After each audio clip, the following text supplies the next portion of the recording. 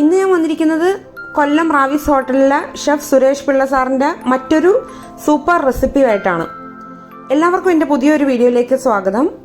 ഇതിനു മുമ്പ് ഞാൻ എൻ്റെ ചാനലിൽ സാറിൻ്റെ മറ്റൊരു ഹിറ്റ് റെസിപ്പി അപ്ലോഡ് ചെയ്തിട്ടുണ്ടായിരുന്നു, കരിമീൻ നിർവാണ എന്ന് പറഞ്ഞ ഒരു റെസിപ്പി.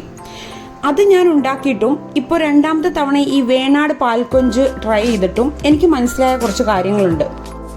നമ്മുടെയൊക്കെ വീടുകളിലുള്ള സാധാ ഇൻഗ്രീഡിയൻസ് വെച്ചിട്ട് ഈസി ആയിട്ട് തയ്യാറാക്കാൻ പറ്റിയ, അതായത് ഒട്ടും ബുദ്ധിമുട്ടുകളില്ലാതെ തയ്യാറാക്കാൻ പറ്റിയ റെസിപ്പീസാണ് ഈ ഷെഫ് എന്നും പോസ്റ്റ് ചെയ്യുന്നത്. അത് എനിക്ക് അത്ഭുതപ്പെടുത്തിയ ഒരു കാര്യം തന്നെയാണ്. ഇത്രയും സിമ്പിൾ ഇൻഗ്രീഡിയൻസ് വെച്ചിട്ട് ഇത്രയും ടേസ്റ്റി ആയിട്ടുള്ള വിഭവങ്ങൾ ഉണ്ടാക്കാൻ പറ്റുമോ എന്നുള്ളത്. അപ്പോൾ നമുക്ക് ഈ വേണാട് പാൽക്കൊഞ്ച് എങ്ങനെയാണ് ഉണ്ടാക്കുന്നതെന്ന് നോക്കാം. അതിനുവേണ്ടി ഞാനിവിടെ ക്ലീൻ ചെയ്ത 1 കിലോ ചെമ്മീനാണ് എടുത്തു വെച്ചിരിക്കുന്നത്. അതായത് ക്ലീൻ ചെയ്തിട്ട് 1 കിലോ ഉണ്ട്. ഇതിലേക്ക് 3/4 ടേബിൾ സ്പൂൺ കുരുമുളക് പൊടിയാണ് ചേർത്ത് കൊടുത്തിരിക്കുന്നത്. ഈ റെസിപ്പിയുടെ മെയിൻ ആയിട്ടുള്ള ഒരു ഇൻഗ്രീഡിയൻ്റ് ആണ് വെളുത്തുള്ളി. തൊലിയോടുകൂടി കല്ലിലിട്ട് ചതച്ച വെളുത്തുള്ളിയാണ് ഇതിലോട്ട് ചേർത്ത് കൊടുക്കുന്നത്.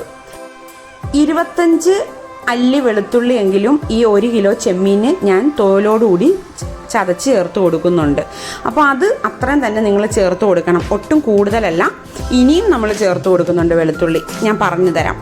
അപ്പോൾ ആ വെളുത്തുള്ളി ഇതിലോട്ട് ചേർത്ത് കൊടുത്തിട്ടുണ്ട്. ഇനി അടുത്തതായിട്ട് നമ്മൾ ഇതിലോട്ട് ചേർത്ത് കൊടുക്കുന്ന കല്ലുപ്പാണ്. കല്ലുപ്പിൻ്റെ അളവ് ഉപ്പിനനുസരിച്ച് ചേർത്ത് കൊടുക്കുക. എനിക്ക് 2 തവണ ഈ റെസിപ്പി ഉണ്ടാക്കിയപ്പോൾ കറിയൊക്കെ നല്ല സൂപ്പറാണ്, പക്ഷെ ഉപ്പ് ഇത്തിരി മുൻപിലായിപ്പോയി. കാരണം ഞാൻ സാധാരണ ഇവിടെ ഉപ്പ് പൊടിയാണ് ഉപയോഗിക്കാറുള്ളത്. ഈ കല്ലുപ്പ് തന്നെയാണ് ഷെഫ് എല്ലാ റെസിപ്പീസിലും ഉപയോഗിക്കുന്നത്. അപ്പോൾ അതിന് ഒരു മാറ്റം വരുത്തണ്ടെന്ന് കരുതി ഞാൻ കല്ലുപ്പ് ചേർത്തു, പക്ഷെ എനിക്ക് ഇത്തിരി ഉപ്പ് കൂടുതലായിരുന്നു. അപ്പോൾ അതുകൊണ്ട് നിങ്ങൾ ഉപ്പ് പാകത്തിന് നിങ്ങൾ നോക്കിയിട്ട് ചേർക്കുക. ഈ സ്റ്റേജിൽ ഇപ്പോൾ 1 ടേബിൾ സ്പൂൺ ഉപ്പ് കല്ല് ചേർത്ത് കൊടുത്താൽ മതി. അതിനുശേഷം നമുക്ക് ലാസ്റ്റ് ഉപ്പ് നോക്കിയിട്ട് ചേർത്ത് കൊടുക്കാം. അടുത്തതായി ഇതിലോട്ട് ചേർത്ത് കൊടുത്തിരിക്കുന്നത് 1 ടേബിൾ സ്പൂൺ ഇടിച്ചമുളകാണ്. അടുത്തതായി ഇതിലേക്ക് ചേർത്ത് കൊടുക്കേണ്ടത് 1/2 ടീസ്പൂൺ മഞ്ഞൾപ്പൊടിയാണ്. ഇനി നമുക്കിതിലേക്ക് വെളിച്ചെണ്ണ 4 ടേബിൾ സ്പൂൺ ചേർത്ത് കൊടുക്കാം. വെളിച്ചെണ്ണയും കൂടി ചേർത്തിട്ട് ഇത് നല്ലതുപോലെ ഒന്ന് തിരുമ്പി പിടിപ്പിക്കുക. അപ്പോൾ ഈ മസാലയും വെളിച്ചെണ്ണയുടെയും ഒക്കെ കൂടി ഒരു നല്ലൊരു ഫ്ലേവർ നമുക്ക് കിട്ടും. അപ്പോൾ ഇങ്ങനെ മാരിനേറ്റ് ചെയ്ത ഈ ചെമ്മീൻ നമുക്ക് 1/2 മണിക്കൂർ ഫ്രിഡ്ജിൽ എടുത്ത് വെക്കാം. ഈ മാരിനേറ്റ് ചെയ്ത ചെമ്മീൻ പൊരിക്കാനായിട്ട് നമുക്കൊരു പാൻ അടുപ്പിൽ വെച്ചിട്ടുണ്ട്. അതിലേക്ക് പാകത്തിന് വെളിച്ചെണ്ണ ഒഴിച്ചു കൊടുക്കുക. ഏകദേശം 1/4 കപ്പ് വെളിച്ചെണ്ണയാണ് ഒഴിച്ചു കൊടുത്തിരിക്കുന്നത്. ഇനി ഇതിലേക്ക് ആ മാരിനേറ്റ് ചെയ്ത ചെമ്മീനിൽ നിന്ന് കുറച്ചെടുത്ത് ഒന്ന് നിരത്തി ഇട്ടിട്ട് ഒന്ന് മറിച്ചും തിരിച്ചും ഒന്ന് പൊരിച്ചെടുക്കാം. ഏകദേശം ഒരു 4-5 മിനിറ്റ് നേരം പൊരിച്ചെടുത്താൽ മതി. ഇവിടെ ഇപ്പോൾ ഏകദേശം 2 സൈഡും കുക്കായി വന്നിട്ടുണ്ട്. നമുക്കിതൊന്ന് ഒരു പ്ലേറ്റിലോട്ട് കോരിയെടുക്കാം. ഈ സെയിം രീതിയിൽ തന്നെ ബാക്കിയുള്ള ചെമ്മീനുകളും കൂടി ഒന്ന് പൊരിച്ചെടുക്കാം. അപ്പോൾ ഇനി ഇതിൻ്റെ അടുത്ത സ്റ്റെപ്പിലോട്ട് കടക്കാം. അത് പൊരിച്ച് റെഡിയായി വരട്ടെ.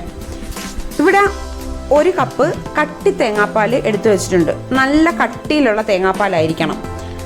ഇതിലേക്ക് കുറച്ച് കറിവേപ്പില പിച്ചി ചേർത്ത് കൊടുക്കുക. അതുകൂടാതെ ഒരു 3 ടേബിൾ സ്പൂൺ പച്ച വെളിച്ചെണ്ണ ഇതിലോട്ട് ചേർക്കുക. എന്നിട്ട് ഈ തേങ്ങാപ്പാലും കറിവേപ്പിലയും പച്ച വെളിച്ചെണ്ണയും കൂടി നല്ലതുപോലെ ഒന്ന് മിക്സ് ചെയ്ത് സൈഡിൽ മാറ്റി വെക്കുക. ഇവിടെ ഇപ്പം ആ ചെമ്മീനുകളെല്ലാം കൂടി പൊരിച്ച് കോരിയിട്ട് വീണ്ടും ആ ചട്ടിയിലോട്ട് തന്നെ ഇട്ട് ഒന്ന് ഇളക്കി മിക്സ് ചെയ്യുവാണ്. ഇനിയിപ്പോൾ ഇതിലോട്ട് കുറച്ച് ഇൻഗ്രീഡിയൻസും കൂടെ ചേർത്ത് കൊടുക്കാനുണ്ട്. അതായത് 3 പച്ചമുളക് കീറിയതും 10 വെളുത്തുള്ളി ചതച്ചതും 2 ഇഞ്ച് കഷ്ണം ഇഞ്ചി ചതച്ചതും കൂടി ആ പാനിലോട്ട് പൊരിച്ചു വെച്ചിരിക്കുന്ന ചെമ്മീനിലോട്ട് ചേർത്ത് കൊടുക്കുക. മീഡിയം ഫ്ലെയിമിലായിരിക്കണം തീയിരിക്കുന്നത്. ഇതിനി ഏകദേശം 2 മിനിറ്റോളം ഒന്ന് വഴറ്റി കൊടുക്കാം. ഈ സമയത്ത് ഉപ്പ് പോരെങ്കിൽ നിങ്ങൾ പാകത്തിന് ചേർത്ത് കൊടുത്തോളുക. ഏകദേശം 2 മിനിറ്റോളം അതൊന്ന് പച്ചമുളകൊക്കെ ചേർത്തിട്ടൊന്ന് ഇളക്കി കൊടുത്തിട്ടുണ്ട്. ഇനിയാണ് ഇതിൻ്റെ കീ ഇൻഗ്രീഡിയൻ്റ് ആയ തേങ്ങാപ്പാലും കറിവേപ്പിലയും വെളിച്ചെണ്ണയും കൂടി മിക്സ് ചെയ്ത് വെച്ചിരിക്കുന്ന ആ കൂട്ട് ചേർത്ത് കൊടുക്കുന്നത്. ഈ തേങ്ങാപ്പാലിൻ്റെ കൂട്ട് ചേർത്ത് കൊടുത്തിട്ട് ഒരു മീഡിയം ഫ്ലെയിമിലോട്ട് തീ വെക്കുക. എന്നിട്ട് ഈ തേങ്ങാപ്പാലിൻ്റെ കൂട്ട് നല്ലതുപോലെ വറ്റി ഈ ചെമ്മീനിൽ കോട്ട് ചെയ്ത് ഇരിക്കുന്ന രീതിയിലോട്ട് വരും. അതായത് ഈ കട്ടി തേങ്ങാപ്പാലായതുകൊണ്ട് തന്നെ വെന്ത് നല്ലതുപോലെ വെളിച്ചെണ്ണ അതിൽ നിന്ന് തെളിഞ്ഞു വരും. ഉരുക്കു വെളിച്ചെണ്ണയുടെ എഫക്റ്റാണ്. ആ തെളിഞ്ഞു വന്ന വെളിച്ചെണ്ണയിൽ കിടന്ന് ഈ ചെമ്മീനൊന്നും മൊരിഞ്ഞു വരണം. അങ്ങനെയാണ് ഷെഫ് ഇത് പാകമായിട്ട് എടുക്കുന്നത്. പക്ഷേ ചപ്പാത്തിയുടെ ഒക്കെ ഒപ്പം കഴിക്കാനായിട്ട് കുറച്ച് ഗ്രേവി വേണ്ടവര് ഈ കട്ടി തേങ്ങാപ്പാലിന്റെ കൂട്ടൊഴിച്ച് ഒരു മീഡിയം തിക്നെസ്സിലുള്ള ഒരു ഗ്രേവി ഉണ്ടാക്കി ചപ്പാത്തിയുടെ ഒപ്പമൊക്കെ കഴിച്ചാലും നല്ല സൂപ്പർ ടേസ്റ്റ് ആണ്. പക്ഷേ ഷെഫ് ഉണ്ടാക്കുന്ന രീതിയിൽ തന്നെ ഞാനിത് കാണിച്ചു തരാം. ഇപ്പൊ ഈ ഒരു പാകത്തിൽ വേണമെങ്കിൽ നിങ്ങൾക്ക് എടുത്ത് ചപ്പാത്തിയുടെ കൂടെയൊക്കെ കഴിക്കാം.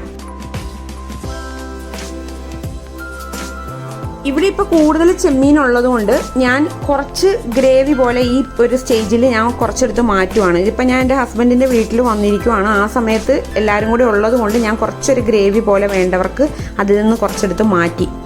ഇനി ബാക്കി കുറച്ച് ഷെഫിൻ്റെ രീതിയിൽ ഞാൻ ഇതൊന്ന് വറ്റിച്ച് വരട്ടിയെടുക്കുന്ന രീതിയും കൂടി കാണിച്ചു തരാം. വീണ്ടും ഇത് നല്ലതുപോലെ ഒന്ന് വറ്റിച്ച് കഴിഞ്ഞപ്പോൾ വെന്ത വെളിച്ചെണ്ണ പോലെ ആ തേങ്ങാപ്പാലൊക്കെ ഒന്ന് വറ്റി വെളിച്ചെണ്ണ പുറത്ത് വന്നിട്ടുണ്ട്.